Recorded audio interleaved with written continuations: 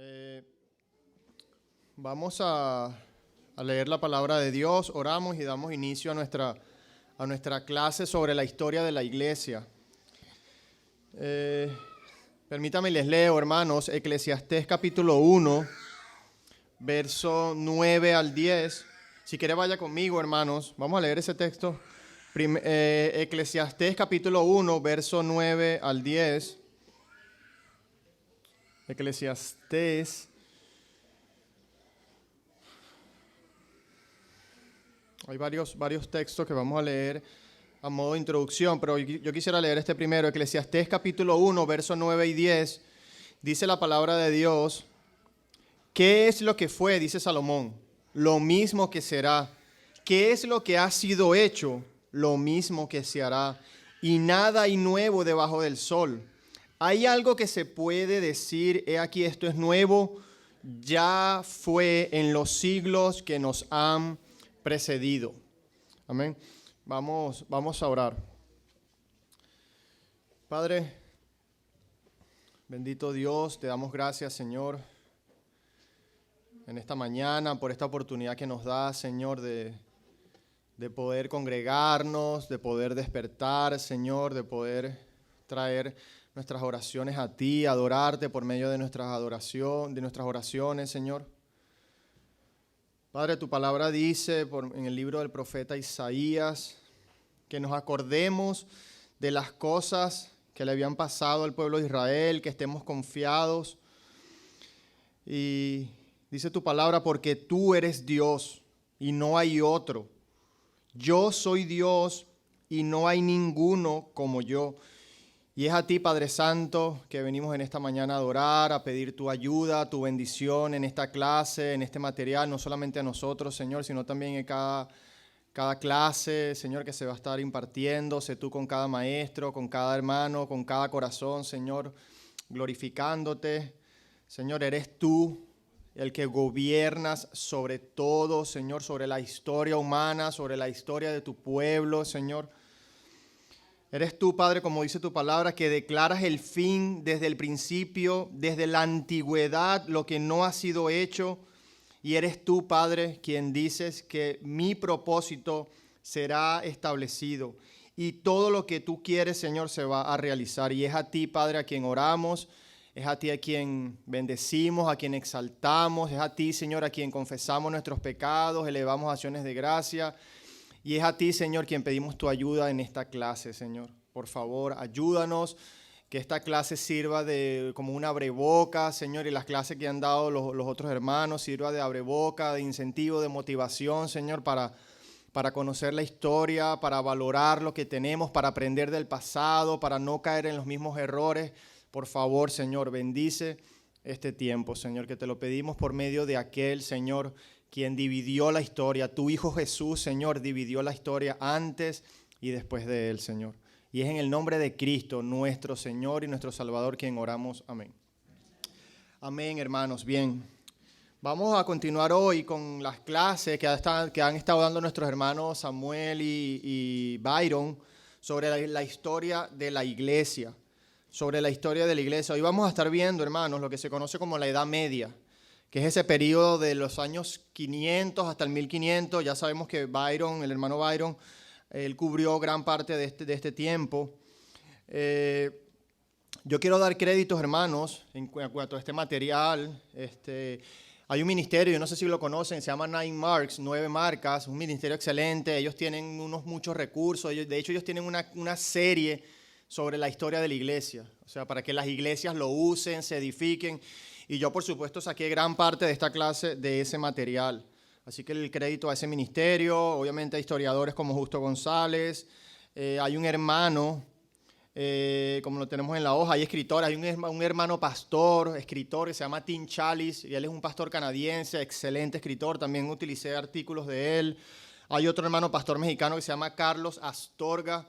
Ha servido como pastor y también usé un artículo de él. El pastor Stephen Nichols, que él tiene un libro sobre 5 minutos de la historia de la iglesia. Excelente libro, hermano, breve, de 2-3 páginas.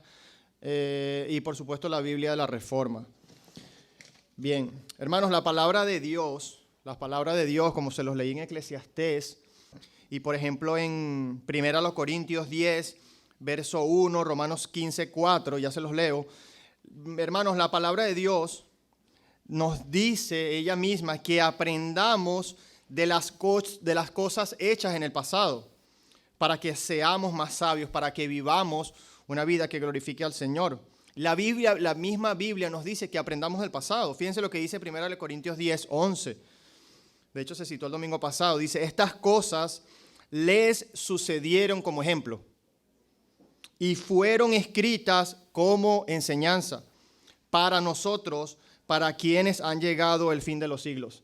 O sea, aquí vemos, hermanos, de hecho, que Dios mismo nos está diciendo en su palabra que las cosas que han ocurrido en el pasado, Dios las ha permitido en cuanto al contexto de la iglesia para que sean como ejemplo a nosotros y para que aprendamos, para que seamos sabios. Y de hecho ese es el propósito de esta clase como historia de la iglesia, que aprendamos del pasado, que valoremos el pasado, que no caigamos en los mismos pecados que cayeron muchos en el pasado y que sigamos adelante la carrera.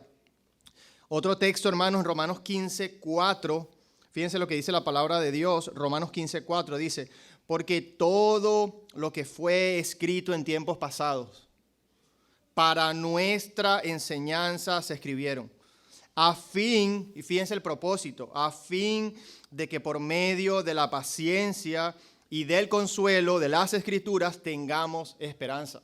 Y ese es el propósito, hermano, de esta clase, que nosotros aprendamos, seamos pacientes, crezcamos y también tengamos esperanza. Hermanos, tengamos esperanza. Y yo quiero comenzar, hermanos, citando al pastor Tim Challies como modo de introducción de esta clase en el libro 5 minutos de la historia de la iglesia. Fíjense lo que dice el pastor Tim Challies. Él dice, uno de los grandes peligros que enfrenta la iglesia es avanzar hacia el futuro sin estar firmemente anclado en el pasado.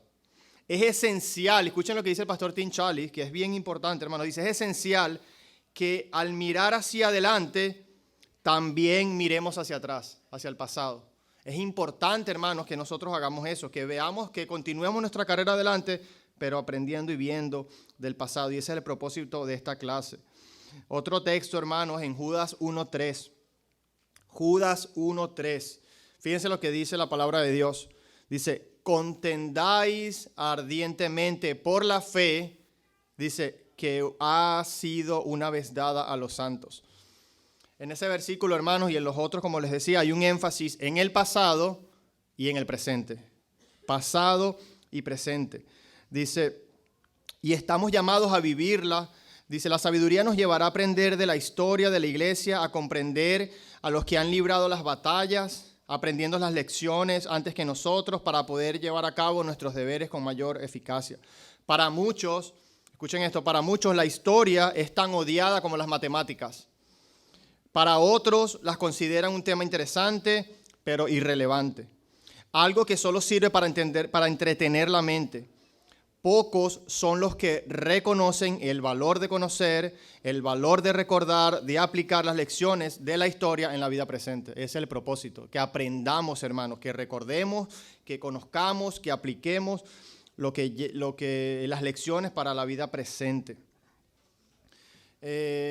Fíjense lo que dice, hermanos, nuestro conocimiento de la historia, esto es como modo de introducción, porque lo vi tan necesario, hermanos, para motivarnos a leer y aprender sobre la historia. Dice, nuestro conocimiento de la historia puede salvar a la iglesia de divisiones, de pecados, puede traer aliento, puede traer esperanza en tiempos de prueba, puede incluso salvarnos, guardarnos de pecados, de herejías, de apostasía. Eso lo dice Tim Challies. Dice, en contraste, ignorar la historia de la comunidad de la fe a través de los siglos invariablemente llevará a la iglesia local a cometer muchos de los mismos errores. Ignorar la historia nos llevará a cometer muchos errores, fracasos del pasado. Las razones, hermano, en cuanto yo quiero citar 5 razones por las cuales debemos conocer y valorar la historia. Es que, por ejemplo, el cristianismo, hermano, es una fe histórica. En esencia es una fe histórica. Es una fe que se basa en la palabra de Dios de eventos que han pasado en el pasado. Dios nos invita a conocer la historia y aprender de ella, como los leí en los textos bíblicos. Conocer la historia de la iglesia corrige nuestra presunción sobre el presente. El estudio de la historia nos preserva de divisiones, herejías. El estudio de la historia nos ayuda a entender mejor al ser humano. Bien, el hermano Samuel, hermanos, en la primera clase, a modo de resumen de lo que hemos visto, él estuvo hablando de los primeros 5 siglos de la historia. Él nos habló, hermanos, de lo que se conoce como la iglesia antigua, la iglesia primitiva. En esta primera etapa, hermanos, la iglesia experimentó un crecimiento fenomenal al punto de que llegó a abarcar a casi todo el mundo conocido. Como nosotros sabemos en las escrituras, hermanos, en los libros, en la palabra de Dios, en cada epístola, vemos que la iglesia, hermanos, en ese tiempo y por supuesto en este tiempo han sufrido persecución, martirio, nos han mostrado de manera elocuente lo que significa seguir a Cristo hasta la muerte. El hermano Samuel nos habló un poco sobre el emperador Constantino, que él fue uno de los que legalizó el cristianismo en los años 300 y con ello dio inicio a una nueva etapa en el desarrollo teológico y de paz para el pueblo cristiano. Hermanos, el hermano nos estuvo hablando, por ejemplo, en esos siglos de los apóstoles, los 12 apóstoles en la iglesia primitiva y luego los seguidores de los apóstoles, no sé si lo recuerdan. Y ahí podemos mencionar, hermanos, como a personajes sobresalientes como Policarpo, Ireneo, Tertuliano, Cipriano, Constantino, Atanasio, Agustín, en los años 300 y 400. Bien, eso fue más o menos lo que nos dio el hermano Samuel. El hermano Byron estuvo hablando de la iglesia medieval, ese tiempo de la iglesia medieval, desde el 500 hasta, el hermano Byron llegó hasta el 1200. En cuanto a esta edad, hermanos, en cuanto a esta edad, en cuanto al material que nos dice, que nos da el pastor Mark Dever del Ministerio Nine, ellos dicen, nos traen unos datos bien interesantes, y ellos dicen que existe la creencia de que en esa edad media, hermanos, en ese tiempo de la edad media, todo era malo, todo era oscuro, y a veces nosotros tenemos esa percepción de la edad media. Pero él dice que no, eso está muy lejos de la realidad, porque en esa edad media, hermano, en esa iglesia medieval, si nosotros la examinamos con cuidado, dice, nos daremos cuenta de lo rica que fue parte de su teología, lo importante que fueron algunas personas y algunos acontecimientos que se dieron en esa época. Por ejemplo, hermanos, ellos nos traen en cuanto al año 476, dice, este periodo de la historia inicia en la época posterior a la caída de Roma, el caos social subsecuente, pero habla del ascenso de Gregorio I, obispo de Roma. Uno de los datos bien importantes, hermanos, que estamos viendo esta parte de la Edad Media fue el nacimiento del Islam en el siglo VI. En los años 620, el nacimiento del Islam. Otro evento importante, hermanos, que nos da el Ministerio Neymar, dice en el año 1054. Yo estoy haciendo, hermanos, lo que yo estoy haciendo con esto es como dar un breve resumen para llegar a nuestra época. O sea, los años 1200, 1400, que vamos a tratar de estar cubriendo hoy en parte, si el Señor lo permite, y llegar hasta donde quedó el hermano Byron. En el año 1054, después de los siglos de lucha sobre la fuente primaria de autoridad en la iglesia, el cristianismo, hermanos, se dividió en Oriente, escuchen esto, Oriente, iglesias ortodoxas, que de eso estuvo hablando el hermano Byron, y Occidente, la iglesia romana. Como resultado, el poder del papado creció sin impedimento, dando lugar a una época de interés político y secular con su consecuente corrupción moral y doctrinal. Como les dije, hermanos, de ahí en el año 1095 a 1291, que es con lo que Byron concluyó, allí comenzó, hermanos, el movimiento como se conoce las cruzadas. Las cruzadas, que era un movimiento bajo la excusa cristiana, hermanos, de que emprendió invasiones militares para recuperar el territorio perdido por el Islam y deshonró el nombre de nuestro Salvador hasta la actualidad. Más o menos allí fue donde terminó Byron, hermanos, y yo quiero mencionar, porque de ese tema de las cruzadas, yo no sé si ustedes han tenido sus debates, han tenido opiniones, comentarios del tema de las cruzadas, siempre desde un contexto negativo para la iglesia. Siempre desde un contexto negativo para la iglesia. Y yo quiero citar una vez, hermanos, al material de Nine Marks sobre las cruzadas, y dice, los cristianos y las cruzadas hoy. Y fíjense lo que dicen ellos. Ellos nos dan tres puntos que debemos tener presente en cuanto a este tema de las cruzadas. Dicen, ¿cómo debemos como cristianos considerar las cruzadas en la actualidad? Dice, después de todo, son frecuentemente invocadas por no cristianos como el ejemplo favorito que demuestra la supuesta hipocresía y pretensiones del cristianismo. Deberíamos tener en cuenta algunos puntos, y fíjense lo que dice este ministerio. Primero, las cruzadas difícilmente dejaron a casi nadie sin culpa, cristianos o musulmanes, porque siempre a veces tendemos a señalar al cristianismo, y fueron los cristianos los que fallaron, los que pecaron, los asesinos, y dejan a un lado a los musulmanes, pero no, dejó sin culpa tanto a cristianos como a musulmanes. Como segundo punto, dice, porque entendemos segundo, debemos entender que la naturaleza humana es pecaminosa. No debería sorprendernos los errores, incluso el mal que a veces se comete en nombre de nuestra fe. Nuestra identidad está arraigada en Cristo, no en las acciones pasadas de otros cristianos. ¿Sí ven? Ese punto es bien importante porque a veces, las cruzadas, un evento negativo, nos identificamos, pero al final nosotros no nos identificamos con los cristianos de las cruzadas, nos identificamos con Cristo, como lo veíamos el domingo pasado. Tampoco podemos tapar, hermanos, con un dedo el error que cometieron esos cristianos. Y como tercer punto, dice, deberíamos ver las cruzadas en el contexto de muchos otros problemas presentes en la iglesia medieval. La corrupción, la confusión entre la iglesia y el Estado, juegos de poder político medieval y especialmente la confusión acerca de cómo ser salvos. Fíjense, no por nuestros esfuerzos, sin importar cuán extenuantes sean, sino por la gracia de Dios. Bien,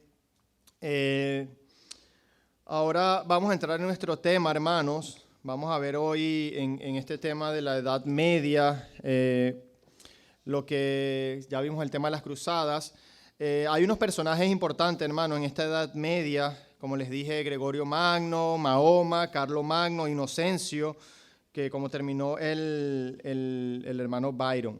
Ahora bien, hermanos, en este siglo de los años 1200 al 1400, mientras que, por ejemplo, papas como Gregorio, que fue el que hizo el caos, por supuesto en la iglesia en Roma, el Papa Inocencio, ellos intentaron reformar desde arriba.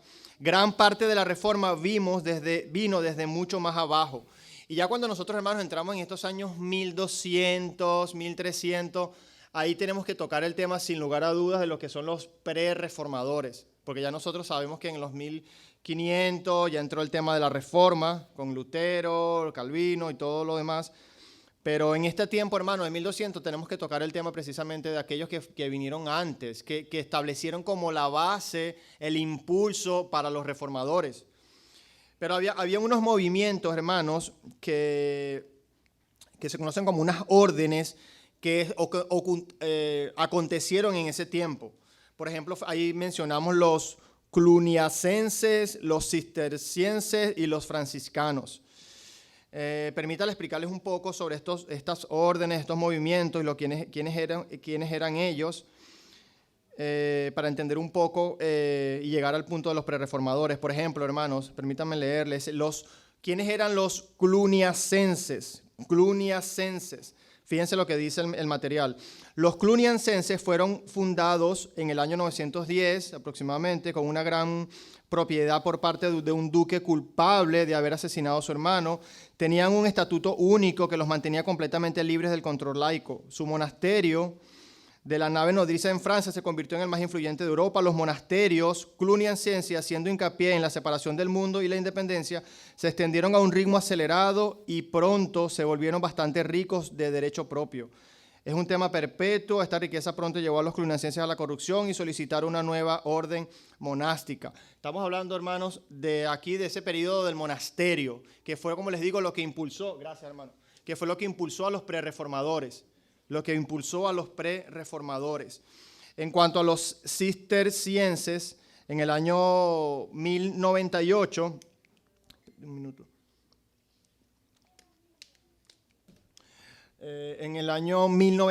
hermanos, se fundaron los cistercienses, en gran parte como los anticluniacenses, el grupo que les mencioné antes.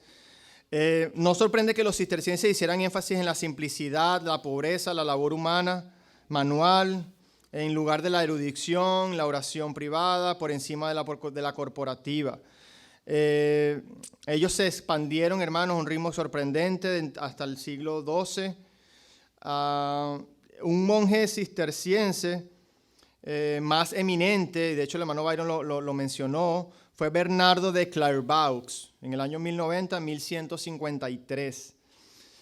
Este monje, Bernardo, sirvió como una especie de director espiritual por la mayor parte de Europa. Sus poderes de persuasión eran tan atrayentes que se decía que las madres escondían a sus hijos y las esposas a sus maridos cuando Bernardo llegaba para reclutar a hombres para sus monasterios. Otro grupo, hermanos, de los monjes que se levantaron de esos monasterios fueron los franciscanos. Yo no sé si algunos lo han escuchado, los franciscanos, fundado por Francisco de Asís.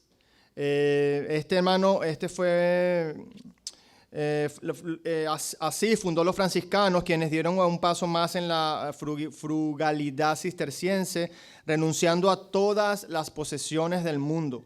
Su orden también experimentó un rápido crecimiento, ya que los nuevos monjes respondían a un énfasis sobre la bondad y la misericordia de Dios y sobre la humanidad perfecta de Cristo. Sobre la humanidad perfecta de Cristo. Hermanos, otro movimiento que se levantó, otra corriente histórica, hermano, en cuanto a este tema de los monasterios, y este yo creo que es un poquito más conocido por nosotros, es el que se conoce como el escolasticismo. El escolasticismo, yo no sé si ya más o menos lo han escuchado.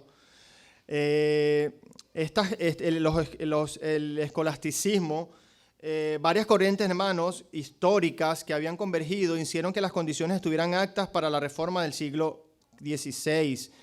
Junto con el declive medieval, fíjense cómo fue que nacieron los escolásticos, el escolasticismo, junto con el declive moral del papado y la evolución de la atmósfera política en Europa, la popularidad del monacato o el monasticismo y el crecimiento del movimiento intelectual asociado, el escolasticismo contribuyó a las raíces de la reforma. El escolasticismo, y aquí vamos a hablar, hermano, de dos personas bien importantes dentro de los escolásticos. Uno es Anselmo, yo no sé si lo han escuchado, Anselmo. Un escritor, hermano, excelente.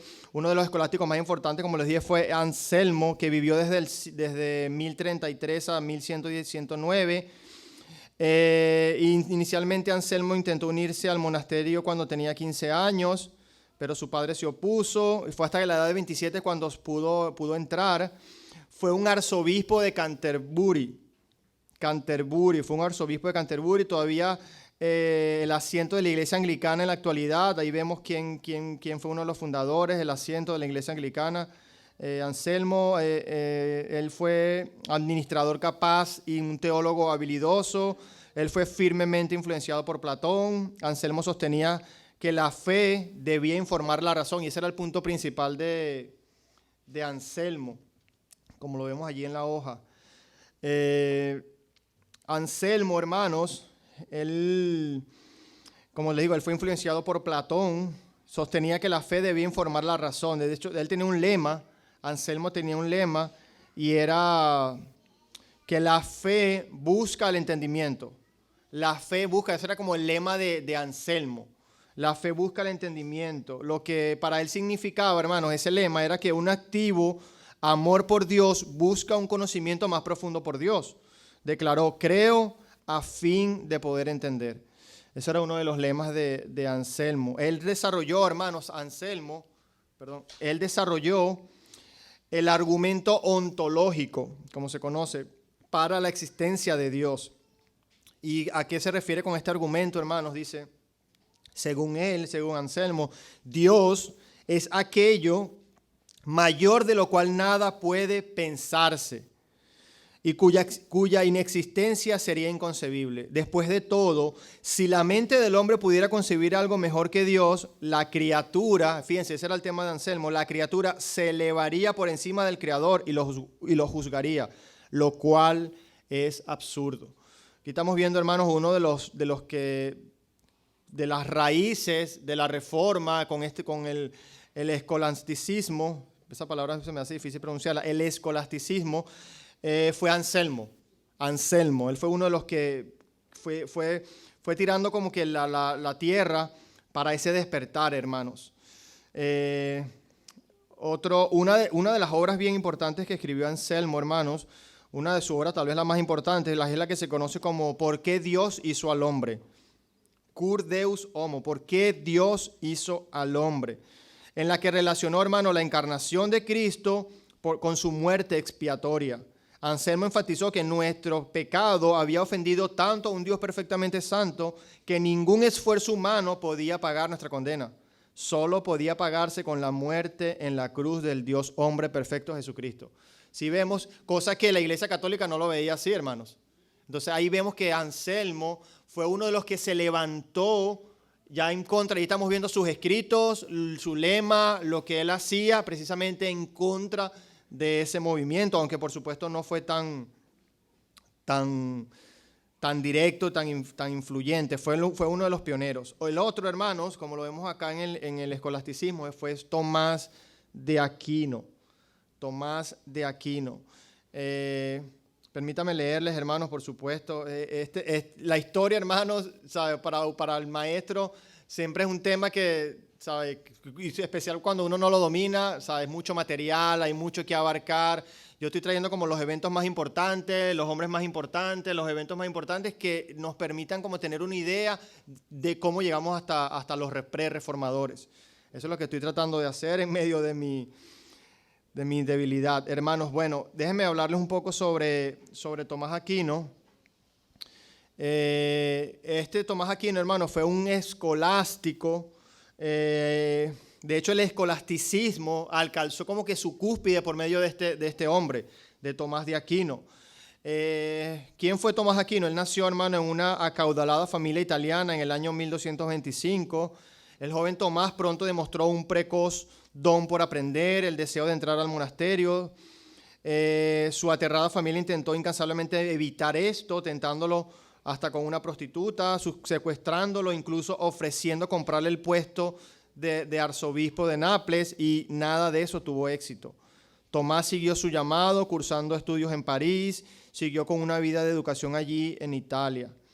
En cuanto a Tomás de Aquino, hermanos, aquí tenemos el material, lo que dice: Aquino usó principalmente la filosofía aristotélica para discutir las verdades del cristianismo.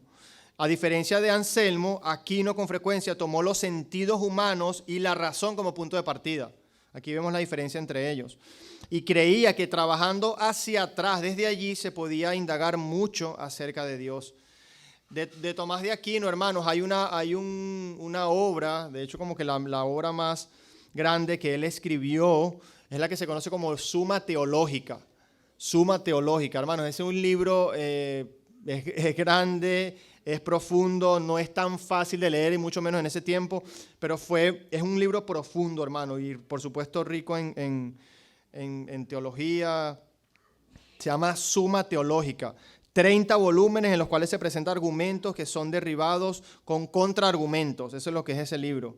Luego esos contraargumentos son refutados y así sucesivamente. Un escritor técnico y altamente verboso que es un poco difícil de leer, es esa Suma Teológica. Como les digo, hermanos, Tomás de Aquino, él fue muy importante en cuanto a la importancia teológica antes de la Reforma. Él fue uno de los hombres que influyó de gran importancia antes de la Reforma. Hoy en día, hermanos, Tomás de Aquino es considerado como un teólogo y pensador más grande de la Iglesia Católica Romana. Por supuesto, de Tomás Aquino hay como que diferentes posiciones. Unos hablan de que es más católico romano, otros dicen que él es más cristiano evangélico, más reformador. Entonces están allí como que en los dos bandos.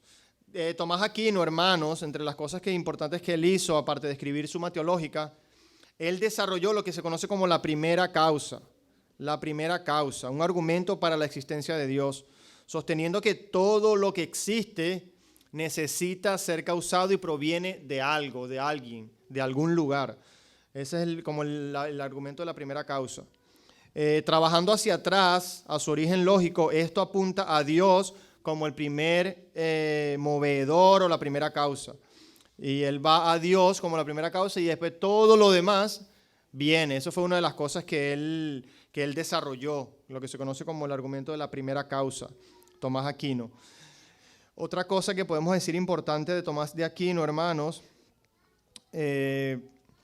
posteriormente, hermanos, luego de este argumento que él desarrolló, Aquino también desarrolló la noción de la ley natural, que sostiene que las reglas morales instituidas por Dios pueden ser conocidas por la razón humana, sin revelación especial y obedecidas sin ninguna gracia especial.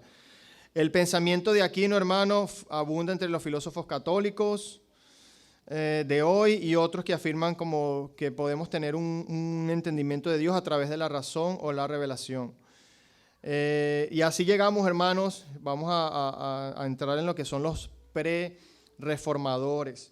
Los pre-reformadores, hermanos, y entre los pre-reformadores, de hecho nosotros tuvimos como una conferencia sobre los reformadores y de hecho se mencionaron a dos pre-reformadores.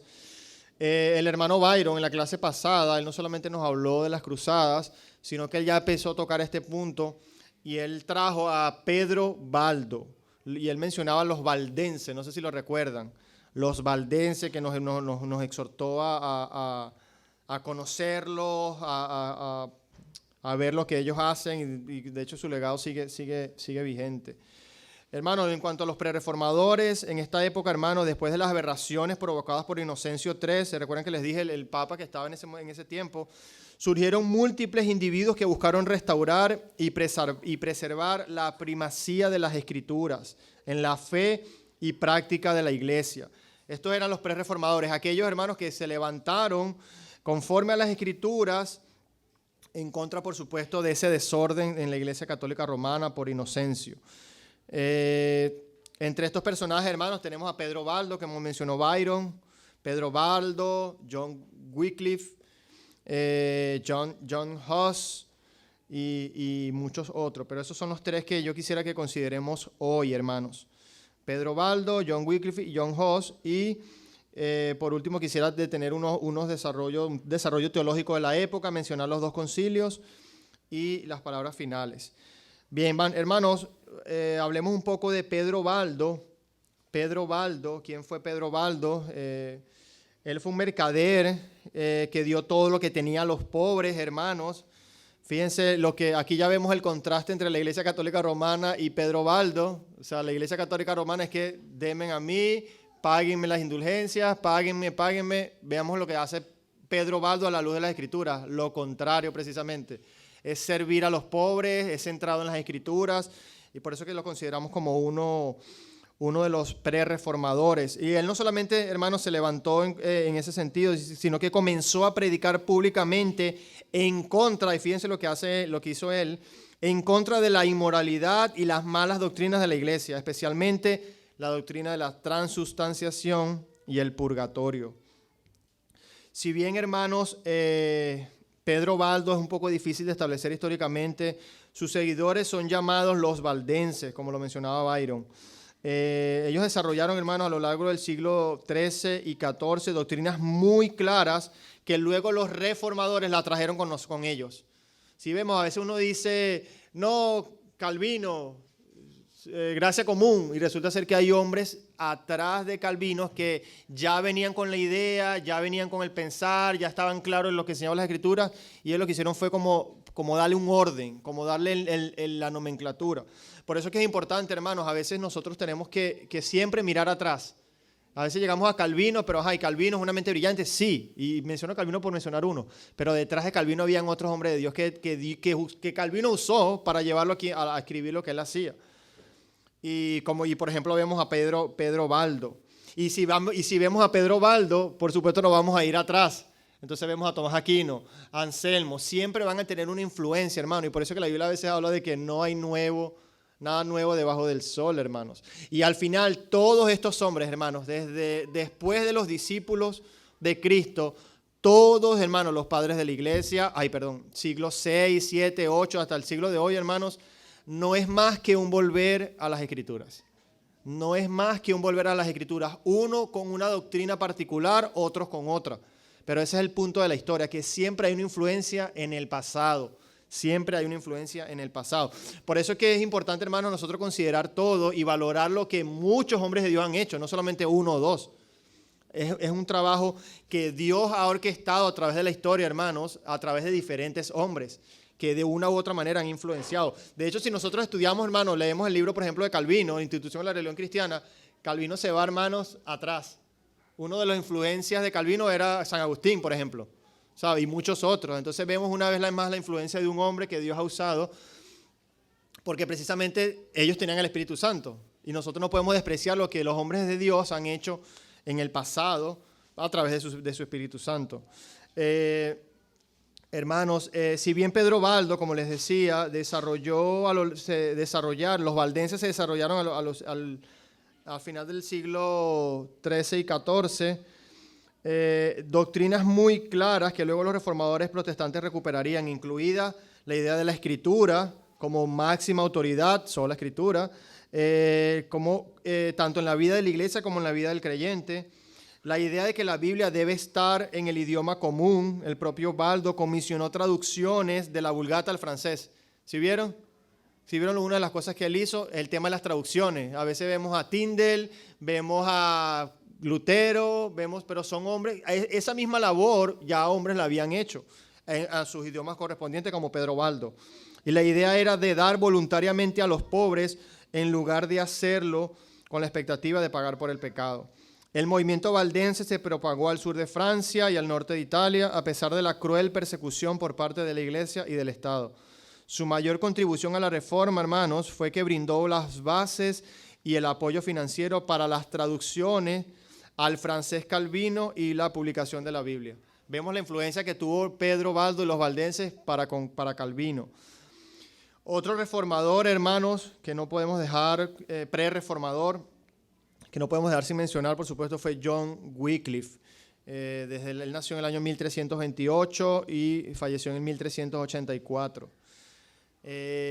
A finales del siglo XIV, hermanos, hablando de John Wycliffe, un profesor de Oxford y funcionario del gobierno inglés llamado John Wycliffe se encontraba frustrado con las divisiones en el papado, el cual para la época estaba siendo disputado por dos papas rivales. Si ven el caos en que estaba la Iglesia Católica, sabe que había, de hecho yo leía una parte que decía que llegó una época donde hasta 3 papas decían estar en el poder. Hasta 3 papas decían estar en el poder, y es precisamente por eso que se levantaban estos hombres, como que, o sea, si ellos son, el papa es el sucesor de Pedro, lo que ellos digan, ¿cómo hay 3? Y veíamos las contradicciones, porque un papa decía una cosa y después venía el otro papa y contradecía, pero ellos eran infalibles. Entonces tú dices, pero y entonces se levantaban hombres que como que Dios los despertaba para traerlos a la verdad. Y por ejemplo estamos viendo a Wycliffe. Wycliffe alegó que ya que Dios ordenaba la autoridad, aquellos en posición de liderazgo deberían seguir el ejemplo de Cristo. Si vemos lo que está haciendo John Wycliffe, como siervos fieles, no como codiciosos señores. ¿Sí ven, hermanos? Si vemos el contraste y esto, hermanos, esto es algo que nosotros vemos a lo largo de la historia. Los falsos maestros el dinero, el ídolo del dinero, falsos maestros. Un siervo piadoso, un líder piadoso, ¿qué hace, hermano? Centrado en Cristo, en predicar su evangelio, en los pobres. Vemos lo opuesto, hermanos. Y eso pasa hoy en día.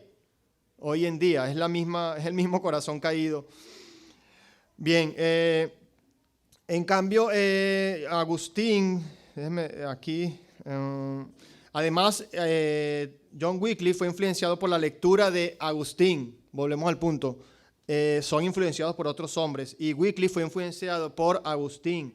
Wycliffe declaró que la verdadera iglesia de Cristo no es necesariamente el Papa y su jerarquía. En cambio, el verdadero cuerpo de Cristo está formado ¿por quién? Por los escogidos de Dios para salvación. Esta enseñanza tuvo implicaciones poderosas.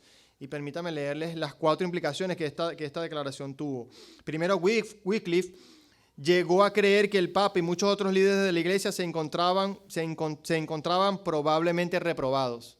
Fíjense la conclusión que llegó Wycliffe.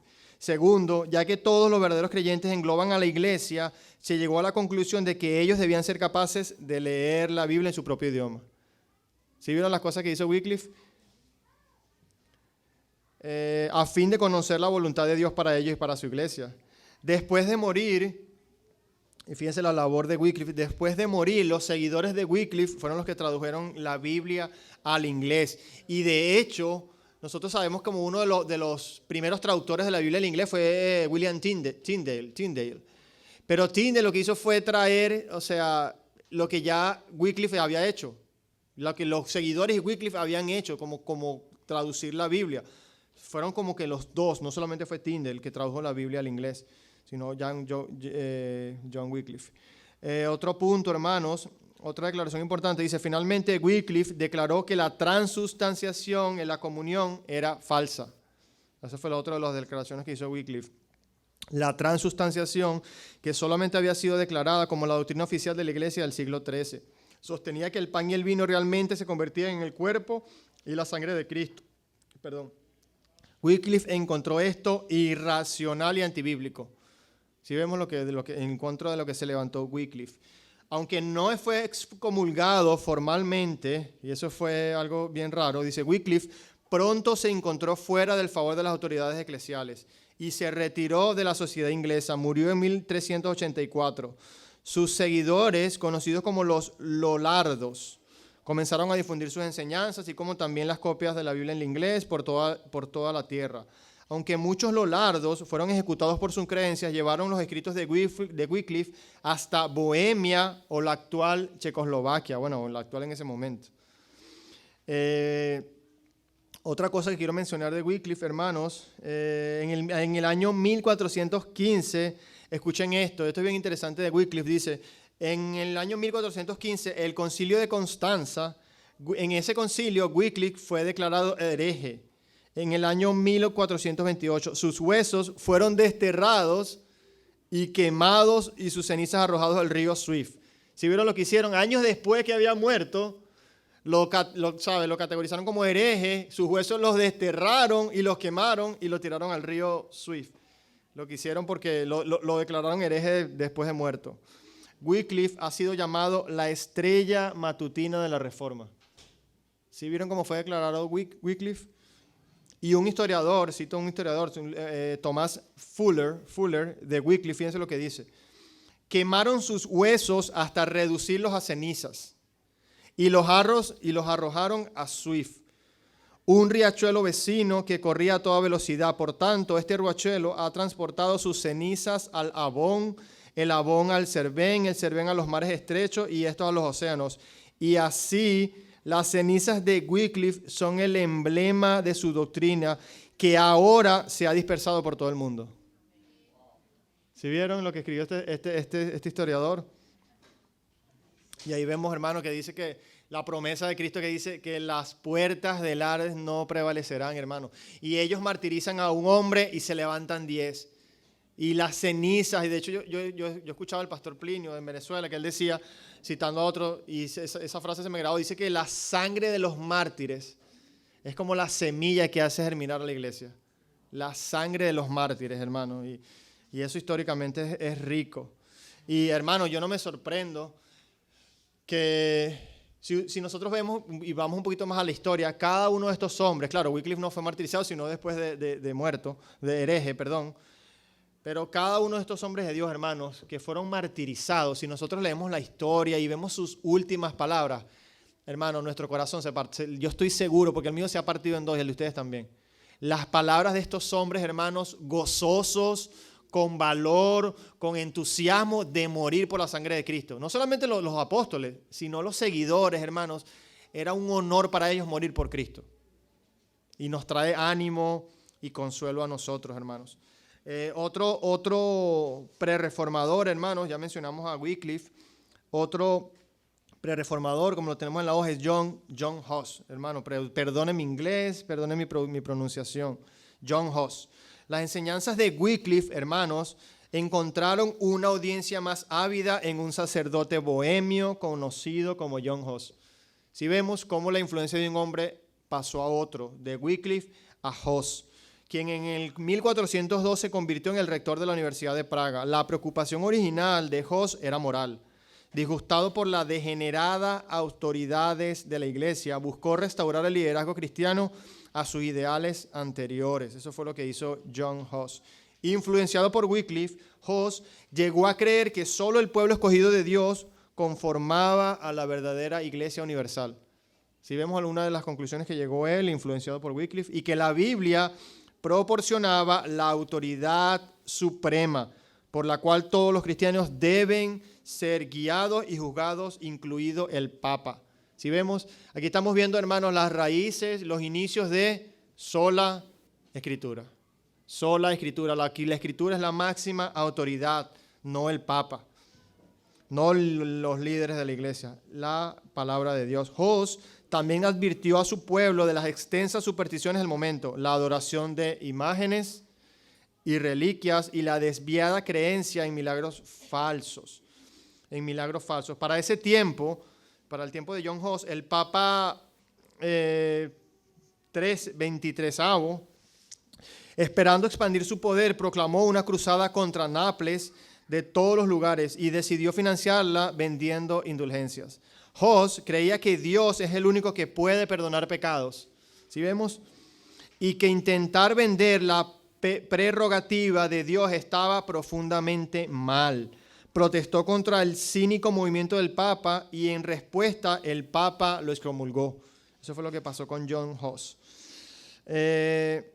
Un considerado emperador luego invitó a Hus a defenderse ante el futuro concilio de Constanza. Sin embargo, el deshonesto Papa Juan engañó a Hus e hizo que lo quemaran en la hoguera. A John Hus, hermanos, sí fue quemado en la hoguera en el año 1415 en el concilio. Y fíjense, hermanos, como les decía, las palabras de aquellos que han sido martirizados. Fíjense lo que dice John Hus. Cuando Hus se usó a repudiar sus creencias mientras estaba siendo atado a la hoguera, fíjense lo que oró. Señor Jesús, es por ti que soporto. Fíjense lo que dice, hermano. Señor Jesús, es por ti que soporto pacientemente esta muerte cruel. Oro para que tengas misericordia de mis enemigos. Si estamos viendo las últimas palabras de John Hus, hermano, estamos viendo las palabras que él hizo. Señor Jesús, es por ti que soporto pacientemente esta muerte cruel. Y fíjense, no solamente se goza en morir por el Señor y en su amor por el Señor en su muerte, sino que ora, hermano, por sus enemigos. Ora por sus enemigos. ¿Cuál sería nuestra actitud, hermano, en un momento como ese? ¿Estaríamos dispuestos? Yo siempre me hago esa pregunta, hermano. Yo sé que el Espíritu Santo está en nosotros y es el que nos va a dar la fortaleza en ese momento como se las dio a ellos. Pero a veces en la humanidad de uno tú dices, Señor, yo soy capaz de responder de esa manera por ti. Yo soy capaz de orar por aquellos que me están haciendo daño a mí o a mi familia. Hermano, por eso es que la historia es tan enriquecedora. Después de morir, hermanos, fíjense lo que dice de John Hus, después de morir, los indignados seguidores de Hus prometieron continuar su legado. A pesar de las cruzadas tras cruzadas enviados contra ellos por el Papa, los husitas persistieron en toda Europa durante el próximo siglo hasta que las acciones de un monje alemán trajeron nueva esperanza. Y ya los reformadores, hermanos, lo vamos a ver a otra clase. Yo lo que quiero hablar un poquito del desarrollo teológico en estos 5 o 10 minutos que nos quedan, del desarrollo teológico en esta época, hermanos, y con estos reformadores. Y hay como 3 argumentos. Dice, el área doctrinal y teológica, la iglesia cristiana se volvió dogmática, oficializada a través del papado y los concilios en diferentes prácticas y creencias. Pero a pesar de ello podemos decir, hermanos, que hubo un progreso evidente en otras áreas en esta época. Un progreso, dice, el cristiano es una fe sustentada por un sacrificio expiatorio. Ese fue uno de los argumentos teológicos de esa época. A lo largo de los siglos, el propósito y significado de la muerte de Jesucristo habían sido explicados de diversas maneras, pero fue Anselmo de Canterbury quien describió cuidadosamente la doctrina de la expiación vicaria. En su libro, como les dije, Cur Deus Homo, porque Dios hizo al hombre, Anselmo mostró que solo el Dios hombre podía salvarnos por medio de su muerte. Esos son los argumentos que se levantaron en ese tiempo, la muerte vicaria de Cristo. El segundo argumento, hermanos, el cristianismo es una fe revelada y razonable. Anselmo, Tomás de Aquino y otros nos enseñaron que el cristianismo no es una fe supersticiosa. ¿Sí escucharon eso? que demanda una fe ciega en afirmaciones místicas o esotéricas. No. El carácter revelado del cristianismo nos recuerda, hermanos, que la fe nos da acceso a un Dios infinito y verdadero, pero también a un Dios en quien podemos conocer y entender. ¿Sí vieron lo que pasó en ese tiempo? Como ese argumento que se levantó en cuanto a la fe, no es una fe vacía, irracional, fuera del entendimiento, no. Es una fe, hermanos, que nos lleva a conocer a Dios y a entender quién es Dios. Eso es lo que se levantó allí, a entender a Dios profundamente. ¿Por medio de qué? De las Escrituras. Por medio de las Escrituras, haciendo uso de nuestra razón en dependencia del Espíritu Santo. Como tercer argumento, el cristianismo es una fe bíblica y espiritual. Sin importar la profundidad de la corrupción o decadencia de la iglesia en esa época, podemos afirmar que vez tras vez Dios conservó siempre a un grupo de creyentes quienes reconocieron la necesidad de regresar siempre a las Escrituras y a la práctica de la vida espiritual en imitación de y obediencia a las enseñanzas de nuestro Salvador. Hermanos, 2 concilios en esa época, más o menos, quiero mencionar el concilio de Letrán y el concilio de Constanza, que están allí. Usted puede buscar. Quiero leer un último párrafo, hermanos, para dejar un tiempo, si hay algún comentario, alguna pregunta. Quiero terminar con este párrafo. Ya nos quedan 5 minutos. Fíjense lo que dice. Este lo dice el ministerio de Nine Marks. Fíjense lo que dice. Muchas son las enseñanzas que podríamos derivar de nuestro estudio de la iglesia de la Edad Media. Fíjense.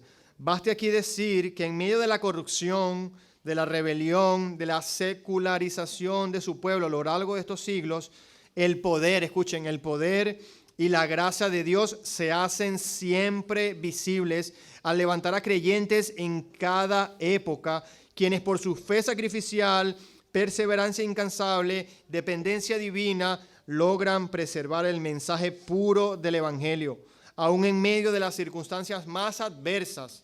Si el Evangelio, hermano, y con esto termino, dice, si el Evangelio logró sobrevivir en la Edad Media, puede también sobrevivir y triunfar en nuestra época. Puede y va a triunfar en nuestra época. Amén.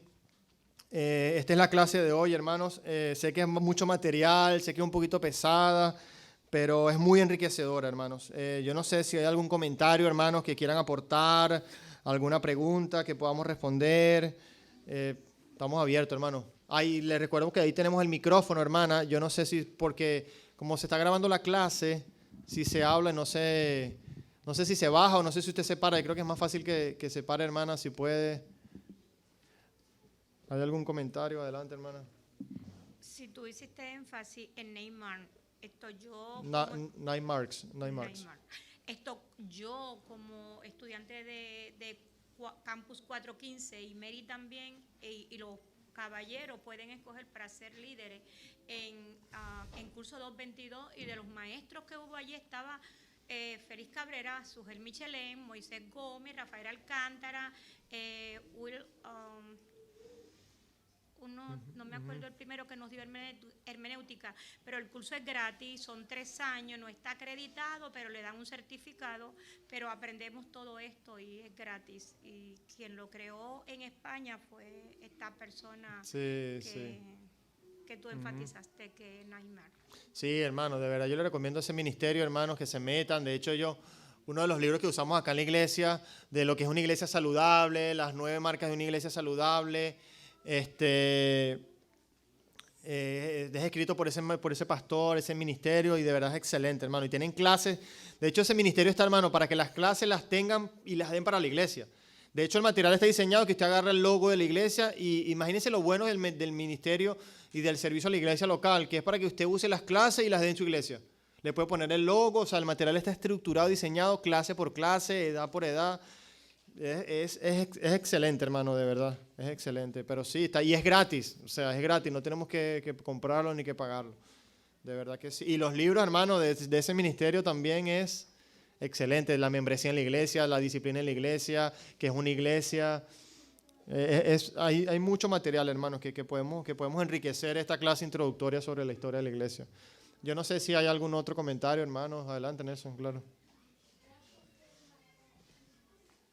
Bueno, muchas gracias a Dios por la clase de hoy, y me gustaría reforzar tu énfasis acerca de de que no dejemos de mirar hacia atrás de donde venimos, porque el Señor también lo menciona directamente en Jeremías 6:16.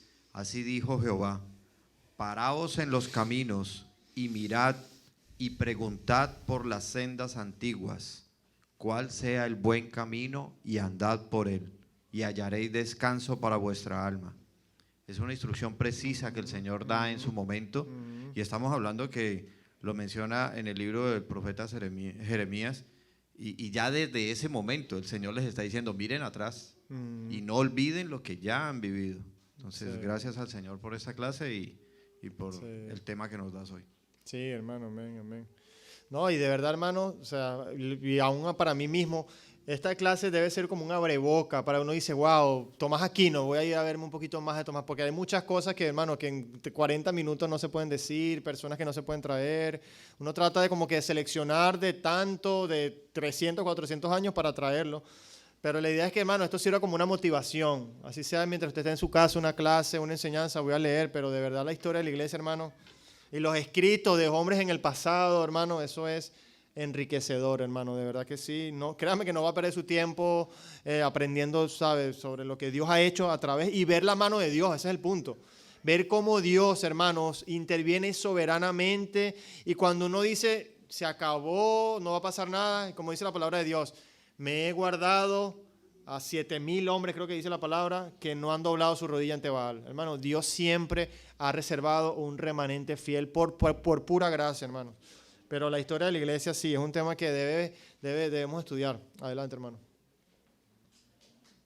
Algo que sería muy bueno que trajeran en esta clase sería el establecimiento de la Inquisición, que fue precisamente el método que utilizó la iglesia tradicional, la iglesia católica romana, para someter a esos que fueron mártires. La mayor cantidad de mártires los produjo precisamente la iglesia.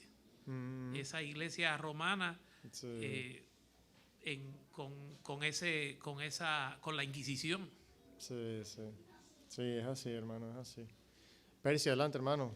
Tú puedes pasar aquí, Percy, si tú quieres, yo me siento, yo estoy seguro. Una pregunta rapidita, porque yo no estoy tan familiarizado con lo de las cruzadas. He visto un par de películas, pero Sí, sí. te iba a preguntar, ¿no sería más fácil decir, cuando alguien nos ataca con lo de las cruzadas, decir, sí, pero eso fue la iglesia católica, porque el cristianismo, También. como lo conocemos hoy, No.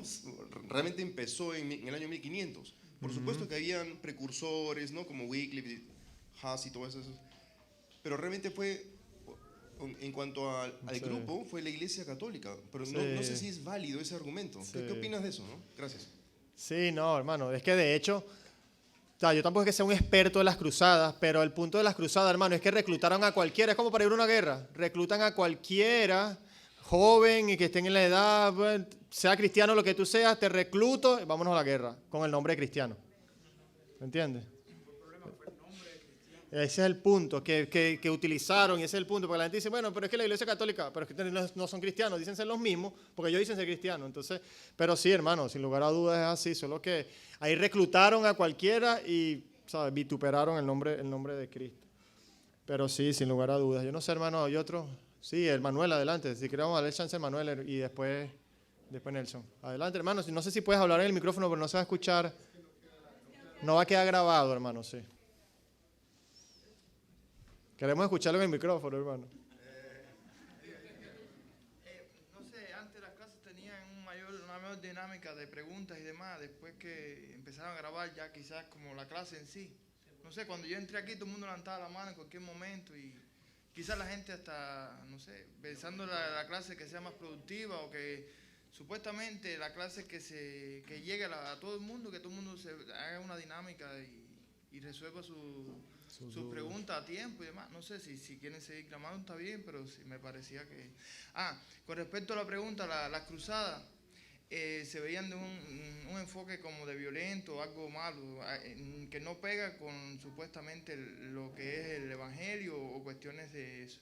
¿Cómo se vería hoy en día los cristianos que pertenecen a un ejército, que supuestamente tienen un arma, no una Biblia en la mano, ¿no? Sí. Sí, bueno, hermano, sin lugar Porque a dudas aquella el gente tema. tenía una espada y entonces hoy quizás tenga una academia. Lo mismo que pertenece a un ejército, ¿no? Sí, sí. Sí, no, bueno, hermano, ahí, de hecho ahí hay un tema en cuanto al amor de Dios, el evangelio. Adelante, hermano Luis, ¿va a decir algo?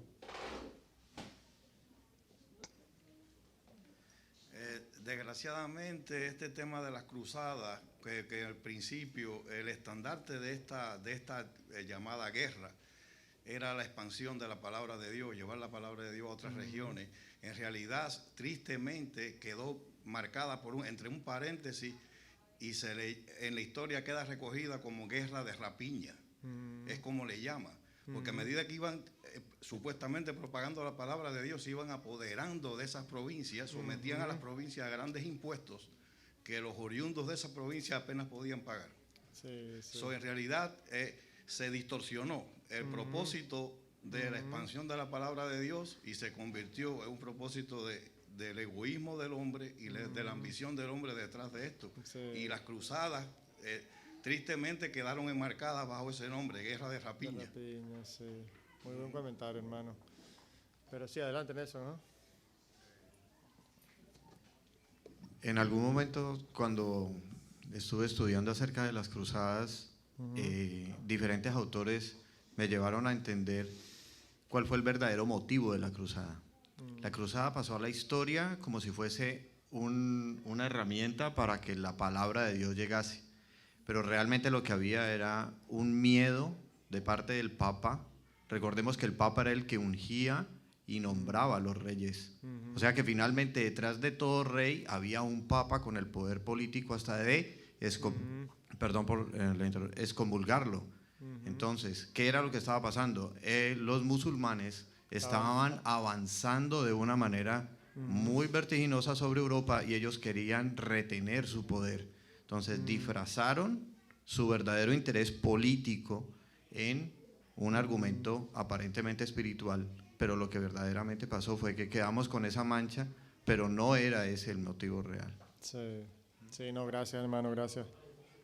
Sí. Pero bueno, hermano, esa es la idea, de que cree un hambre en nosotros para seguir profundizando en la historia, en estos temas, para enriquecer nuestra alma. Tenemos que terminar la clase, hermano, ya me hicieron la seña. Vamos a orar y damos por finalizada la clase. Señor, te damos gracias porque tú eres el eterno Dios, el glorioso. Señor, no hay nada que esté fuera de tu mano. Señor, tú eres el que ha orquestado el fin desde el principio y es en ti en quien confiamos. Yo te ruego que nos permites ver el pasado, Señor, como tú lo has declarado en tu palabra, para aprender, para crecer, Señor, para tener esperanza en que tú gobiernas sobre cada evento, sobre cada situación y que tú lo haces por el bien de tu iglesia, para la expansión de tu reino, Señor.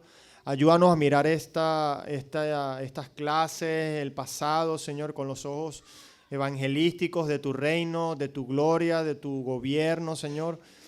Y pon en nosotros, Señor, el querer, el hacer, el estudiar, el profundizar en estos temas y que nos lleve a enriquecer nuestra alma, a darte gloria, a darte gracias y a valorar lo que hoy tenemos, Señor. De verdad, gracias, Padre, por cada hombre que tú has levantado en el pasado, Señor.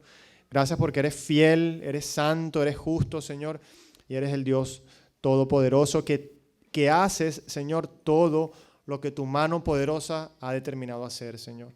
Amén. En Cristo oramos, amén.